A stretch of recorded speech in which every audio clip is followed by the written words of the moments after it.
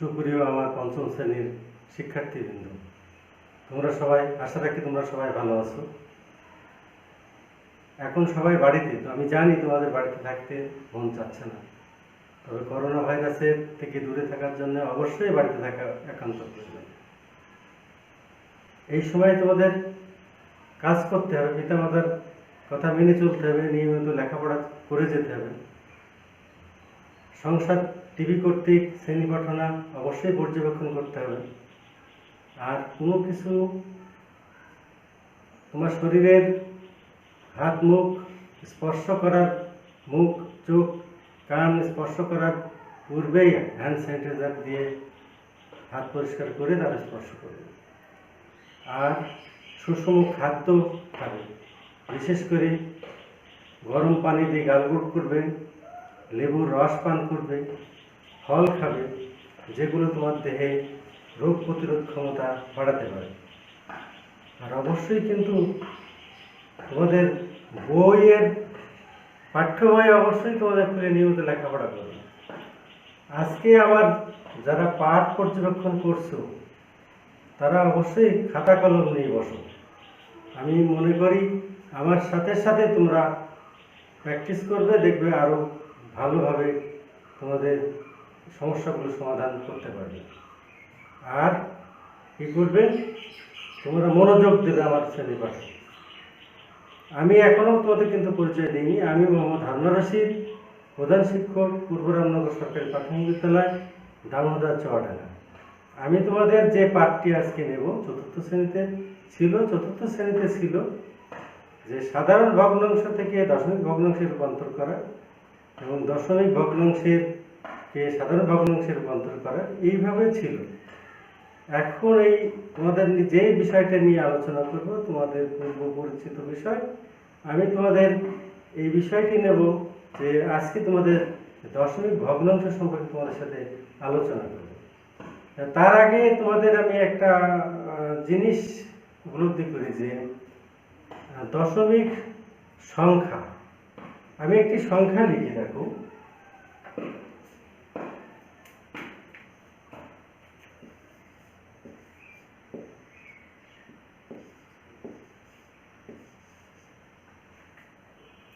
আমি একটি সংখ্যা লিখলাম। আবার এইটা যদি আমি বর্ণনা করি তোমাদের বইয়ের আলোকে, তাহলে যে একজন দৌড়বিদ ম্যারাথন দৌড় প্রতিযোগিতায় সে 42.195 কিলোমিটার দৌড়ালো। এখন এটাকে যদি আমি ব্যাখ্যা করি, দেখো যে তোমরা ব্যাখ্যা করলে বুঝতে পারবে যে কত সহজভাবে দশমিক ভগ্নাংশ বোঝা যায়। আমি একটা উপস্থাপন করছি, দেখো।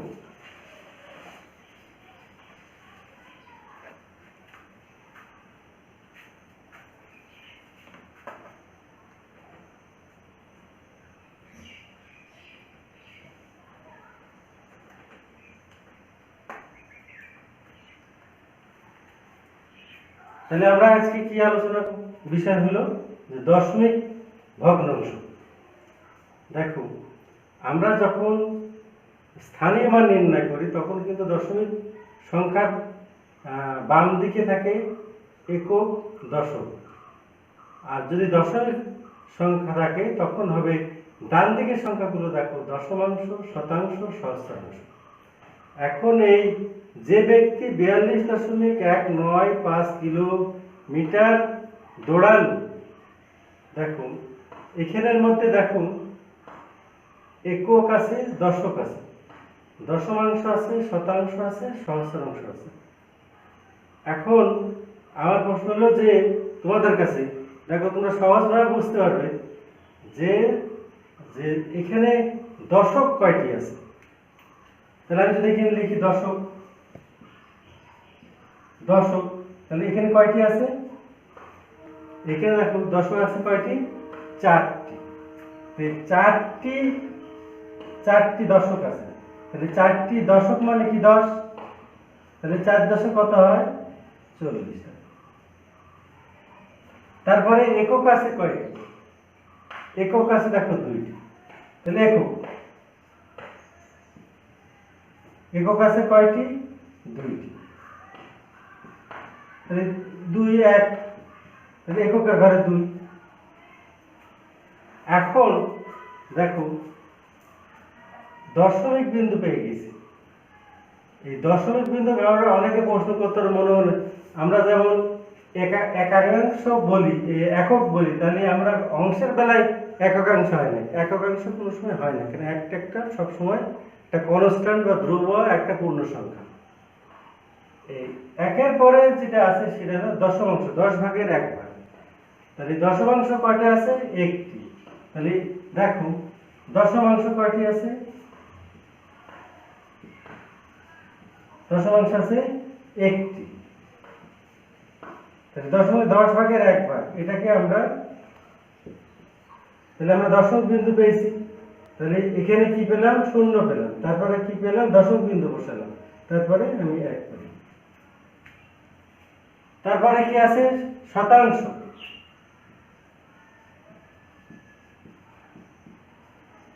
শতাংশ, তাহলে শতাংশ কয়টা আছে? 9টি। 9টি। তাহলে শতাংশ, শতাংশ কত? 0.01 শতাংশ। তাহলে এটা কত হয়? দেখো দশমিক বিন্দু এই দুটো সংখ্যা আছে, দেখো 9। আবার সহস্রাংশ কয়টি আছে? 5টি।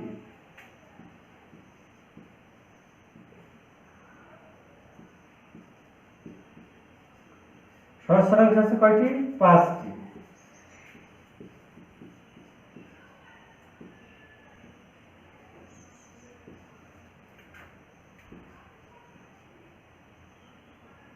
তাহলে আমরা এটা করতে পারি। আমি টোটাল যদি এটাকে যোগ করি, তোমরা অবশ্যই চতুর্থ শ্রেণীতে দশমিকের যোগ বিয়োগ কিছুটা শিখেছো, ধারণা পেয়েছো, এই জন্য যোগ করতে আর সমস্যা হবে না। তাহলে এখানে আমি যোগ করে ফেললাম।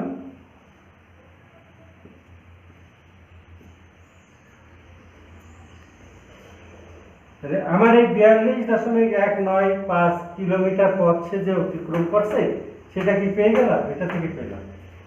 তাহলে তোমরা এই যে দশমিকের বিষয়টা তোমরা বুঝতে পারলে? অবশ্যই বুঝতে পেরেছো, তাই না? হ্যাঁ, তোমরা বুঝতে পেরেছো। তো এখানে কোনো সমস্যা কি ফিল করছো? আমার মনে হয় এখানে সমস্যা ফিল করার নেই, সমস্যার কিছু নেই। এগুলো কিন্তু মূলত তোমাদের চতুর্থ শ্রেণীতেই রয়েছে। এই চতুর্থ শ্রেণীটাই তো আমি কিন্তু একটু মনে করাই দিলাম। তাছাড়া এগুলো কিন্তু চতুর্থ শ্রেণীতে ভগ্নাংশের যোগ বিয়োগ ধারণা দেওয়া আছে। এখন আমরা একটা জিনিস, আরেকটা জিনিস দেখি, আমরা পাশাপাশি। তাহলে এটা সবাই বুঝতে পেরেছে, তাই না? হ্যাঁ, অবশ্যই বুঝতে পেরেছি।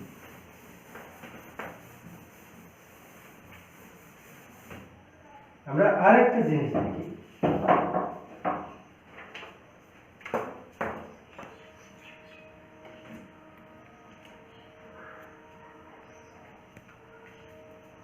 দেখো এখানে দুইটা তীর আছে, একটা তীর এইদিকে যাচ্ছে আর একটা তীর এদিকে যাচ্ছে। এই তীরটা, একটা তীর এদিকে যাচ্ছে আর একটা তীর এদিকে যাচ্ছে। এখন 1 দিয়ে 10কে গুণ করলে আমরা কি কি সংখ্যা পেতে পারি? আর 1 দিয়ে 10কে ভাগ করলে আমরা কি কি সংখ্যা পেতে পারি? দেখুন উপরে আছে সবই গুণ আর নিচে আছে সবই ভাগ। এই ভাগ রো যাচ্ছে এদিকে আর গুণের রো যাচ্ছে এদিকে। এখন আমরা আসি, দেখো এইটার সাথে যদি আমি এইটা গুণ করি, দেখো এখানে একটা সংখ্যা 0 কমে গেছে। আবার এইটার সাথে যদি এইটা গুণ করি, দেখো এই সংখ্যাটাও দশমিক পরে এই 0টাও কমে গেছে। এটার সাথে যদি এটা গুণ করি, দেখো এই দশমিক বিন্দুটাই উঠে গেছে। আবার একের সাথে যখন 10 গুণ করব, তখন দেখো 10 হয়ে গেছে। এবার 10-এর সাথে যখন 10 গুণ করব, আমি এই 100 পেয়ে গেলাম। এটা তোমাদের অবশ্যই ভালো করে ফলো করে দেখো। আমি এখানে আছে শতাংশ, এখানে আছে সহস্রাংশ। এই সহস্রাংশের সাথে যদি আমি 10 গুণ করি, এক সহস্রাংশ আছে, এই এক সহস্রাংশের সাথে যদি আমি 10 গুণ করি, 1 শতাংশ পেয়ে গেলাম। 1 শতাংশের সাথে 10 গুণ করি, 1 দশমাংশ পেয়ে গেলাম। 1 দশমাংশের সাথে যদি 10 গুণ করি, তাহলে পূর্ণ সংখ্যা 1 পেয়ে গেলাম। 1-এর সাথে যদি 10 গুণ করি, তাহলে 10 পেয়ে গেলাম। 10-এর সাথে যদি 10 গুণ করি, 100 পেয়ে গেলাম। এটা অবশ্যই দেখো, তোমরা খাতা কলমে অনুসরণ করো, দেখো খুব সহজ মনে হবে। এইগুলো তোমরা খাতা কলমে তুলে নাও, দেখো এগুলো তোমরা খুব সহজভাবে বুঝতে পারবে। এবার দেখি এই নিচের ওটাতে যদি আমি আসি, যে 10-কে 10 দিয়ে ভাগ করলে কত হয়? 10 হয়। আবার 100-কে 10 দিয়ে ভাগ করলে কত হয়? 10 হয়। আবার 10-কে 10 দিয়ে ভাগ করলে কত হয়? 1 হয়। 1-কে 10 দিয়ে ভাগ করলে কত হয়? 0.1 হয়। আবার 0.1-কে 10 দিয়ে ভাগ করলে কত হয়? 0.01 হয়। আবার 0.01-কে 10 দিয়ে ভাগ করলে কত হয়? 0.001 হয়। দেখো এইদিকে যদি আমরা বাড়ি, দেখো কমতে থাকবে।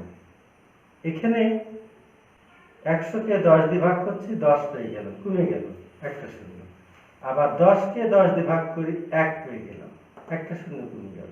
আবার 1-কে 10 দিয়ে ভাগ করলে 0.1 হয়ে গেল, দশমাংশ হয়ে গেল, আরো কমে গেল। আবার এই 1 দশমাংশকে 10 দিয়ে ভাগ করলে 1 শতাংশ হয়ে গেল, 0.01, আরো কমে গেল। আর 0.1 শতাংশকে 10 দিয়ে ভাগ করলে 0.001 সহস্রাংশ হয়ে গেল। এই দুইটা রোতে আমরা দেখো, আমরা কি 1-কে 10 দ্বারা গুণ করলে এবং 1-কে 10 দ্বারা ভাগ করলে নিচের সংখ্যাগুলো পাওয়া যায়। তাহলে আমরা কি পেলাম? খাতায় লিখি। তাহলে 1-কে 10 দিয়ে যদি গুণ করি, তাহলে আমরা কি করি? তাহলে 0.001 গুণন 10 সমান কি পাই আমরা? দেখো 0.01 পেলাম। আবার 0.01-কে আবার 10 দিয়ে যদি গুণ করি, তাহলে কি পাবো? 0.1 পাবো। আবার দেখো 0.1-কে আবার 10 দিয়ে গুণ করবো, কত পাবো? 1 পাবো। আবার 1-কে 10 দিয়ে গুণ করবো, কত পাবো? 10 পাবো।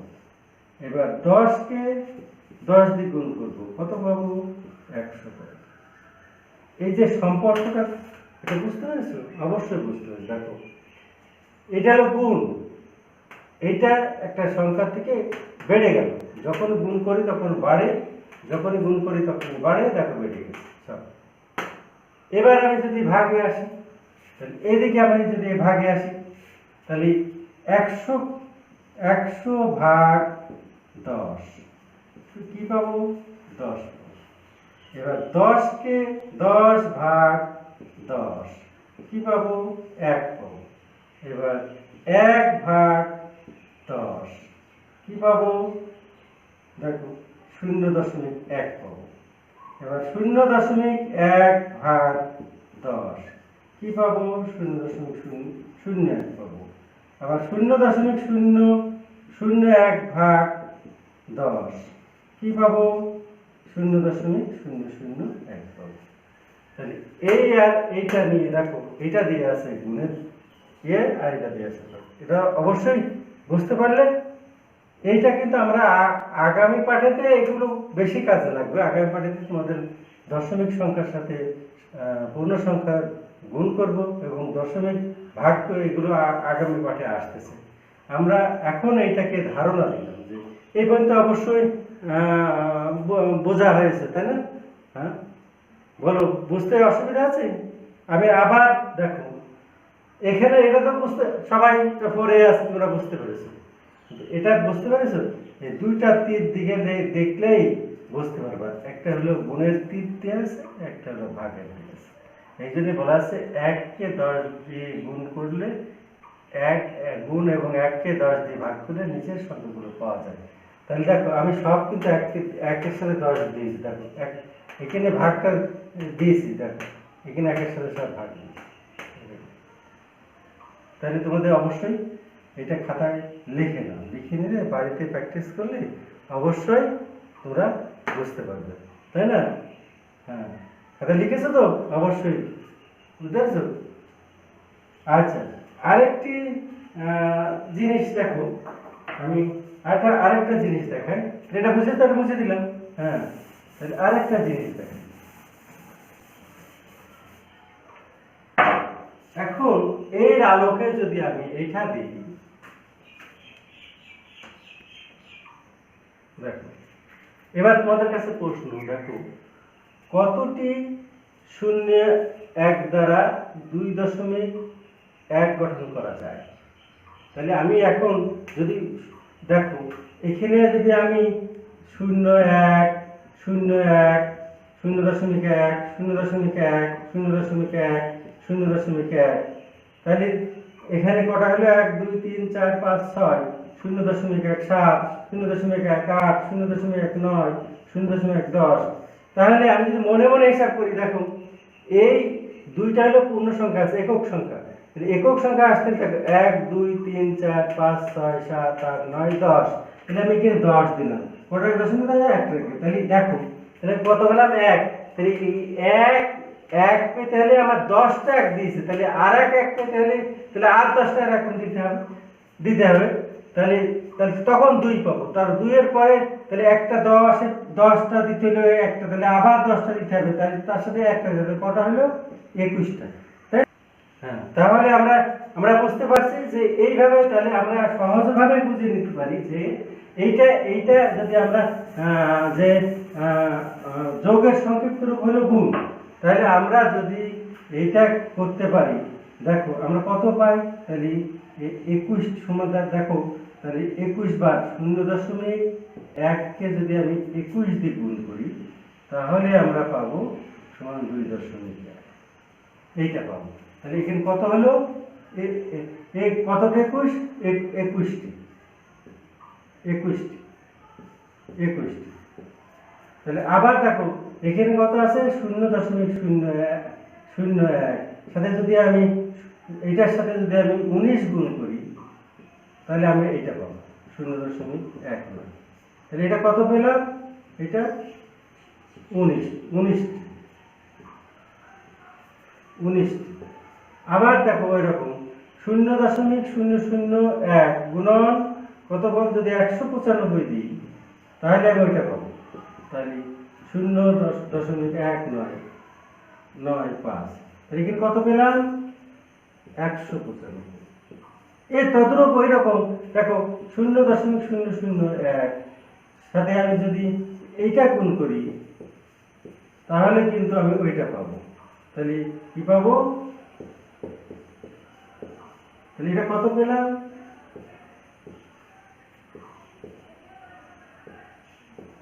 এত। বোঝা গেল? তো সহজভাবে বুঝতে পারলো না? হ্যাঁ, সহজভাবে বোঝা গেল। হ্যাঁ, এখন আমরা দেখো এটা তোমরা খুব ভালো করে প্র্যাকটিস করবে, তোমরা দেখো ভালো করে চর্চা করবে, বই খাতা নিয়ে নিয়মিত লেখাপড়া করবে, ভালো থাকবে, সুস্থ থাকবে। আর সুস্থ রাখার দায়িত্ব তোমার, স্বাস্থ্যবিধি মেনে চলবে। আবার আগামী দিন শ্রেণী পঠনা আমার এই গণিতের ভগ্নাংশের যোগ, ভগ্নাংশের সাথে মানে পূর্ণ সংখ্যার গুণ এবং ভাগ তোমরা দেখতে পাবে। অবশ্যই ভালো থাকো, স্বাস্থ্যবিধি মেনে চলো, তোমরা সুস্থ থাকো, বাবা মার কথা মেনে চলো। ধন্যবাদ সকলকে।